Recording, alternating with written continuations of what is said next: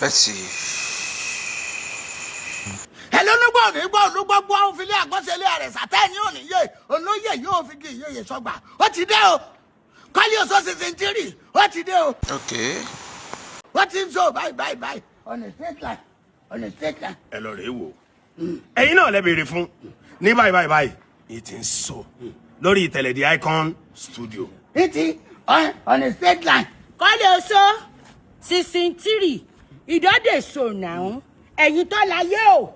Ẹ bá ń fọkọ̀ ya àwọn kun lórí Itele the Icon Studio. On a straight line. Go and watch the magic and enjoy the spell.